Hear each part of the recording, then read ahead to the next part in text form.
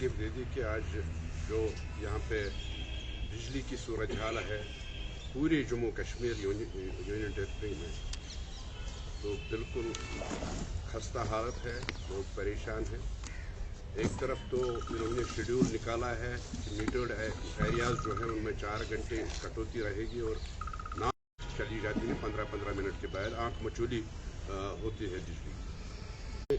जब मुफ्ती मोहम्मद सईद साहब ने वाली थी, वो चीफ मिनिस्टर बने थे और माह रमज़ान का महीना आया था, तो उस वक्त भी बिजली का बड़ा बहरान था, लेकिन उन्होंने उस वक्त पांपोर में हमारा जो गैस टरबाइन था उसको चालू करके 24 घंटे यहाँ बिजली दी और तब से आज तक ये दावा कर रहे हैं कि हमारी बिजली में बेहतरी आई है, लेकिन मुझे नहीं लगता है कि कोई बेहतरी आई है, बल्कि हर साल यहाँ बिजली की जो सूरत हाल है वो बद से बदतर होती जा रही है, जिससे लोग परेशान हैं और लोगों की परेशानी को हल करना इनका काम है, एलजी एडमिनिस्ट्रेशन का काम है, बीजेपी सरकार का काम है। बदकिस्मती की बात यह है कि हमारे जो यहाँ पावर प्रोजेक्ट्स हैं उनकी जो बिजली है वो बाहर जाती है, लेकिन यहाँ पे हमारे जो लोग रहते हैं, जम्मू में रहते हैं, कश्मीर में रहते हैं, वो इस बिजली की आंख मचोली की वजह से परेशान है।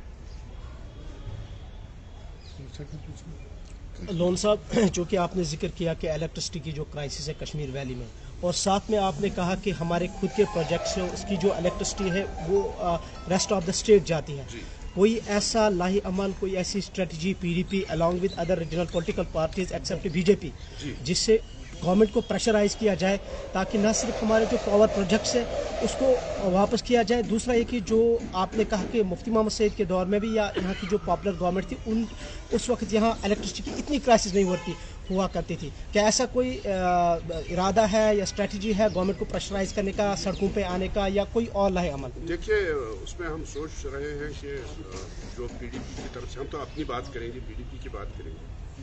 जिस वक्त 2014 में हमने सरकार बनाई थी बीजेपी के साथ, उस वक्त एक एजेंडा ऑफ अलायंस साइन हुआ था, जिसमें एक तो वो तो पता ही है, सबको पता है, 370 और 35A के बारे में था कि इसके साथ कोई छेड़छाड़ नहीं होगी। दूसरा पॉइंट जो उसमें था वो यही था कि जो हमारे पावर प्रोजेक्ट्स हैं उनको वापस किया जाए। तो मुझे ये समझ में आता है, आज ये समझ आती है कि जब इन्होंने हमारे ये विड्रा किया सपोर्ट सरकार को, उस वक्त की सरकार को, जब पर हमारी चीफ मिनिस्टर थी, तो उसमें एक रीज़न ये भी था कि इनकी नीयत साफ नहीं थी, ये पावर प्रोजेक्ट जो हमारे हैं वो हमें वापस करना नहीं चाहिए।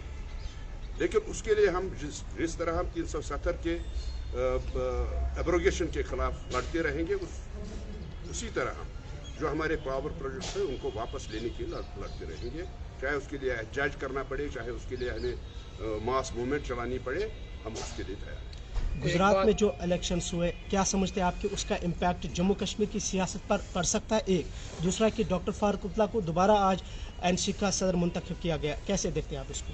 देखिए, वो उनका अंदरूनी मामला है नेशनल कॉन्फ्रेंस का। फारूक साहब हम वेलकम करते हैं, वो दोबारा से ये प्रेसिडेंट बन गए नेशनल कॉन्फ्रेंस के। तो जहाँ तक आपने इलेक्शंस की बात की, आपने पार्डन किस इलेक्शन की बात? गुजरात में जो इलेक्शंस जो गुजरात में हो रहे हैं, तो वो आज हो रहे हैं इलेक्शंस, वो पता नहीं हमें क्या होने वाला है वहाँ। लेकिन मैं ये कहूँगा कि बीजेपी की जो सरकार यहाँ 2014 से चल रही है सेंटर में, तो उसकी वजह से हमारी जम्मू कश्मीर के लोग ही नहीं बल्कि सारे मुल्क के लोग परेशान हैं। महंगाई बढ़ गई है। जहाँ मैं अभी सुन रहा था कि राशन जो हमारा आता था 5 किलो पर हेड दिया जा रहा है, आज 4 किलो दिए जा रहे हैं, 1 किलो की उसमें कटौती की गई है। महंगाई आसमान को छू रही है।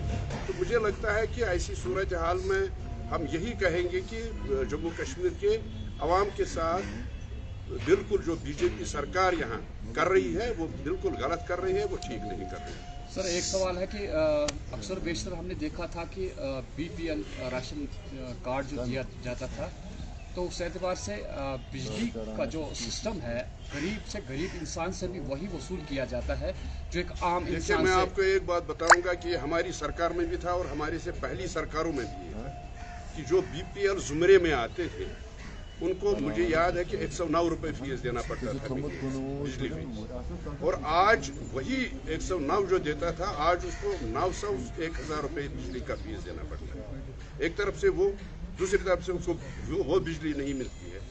टाइम टू टाइम बिजली नहीं मिलती है, शेड्यूल के मुताबिक बिजली नहीं मिलती है। तो ये सरासर नाइंसाफ़ी है, यहाँ के गरीब आवाम के लिए नाइंसाफ़ी है।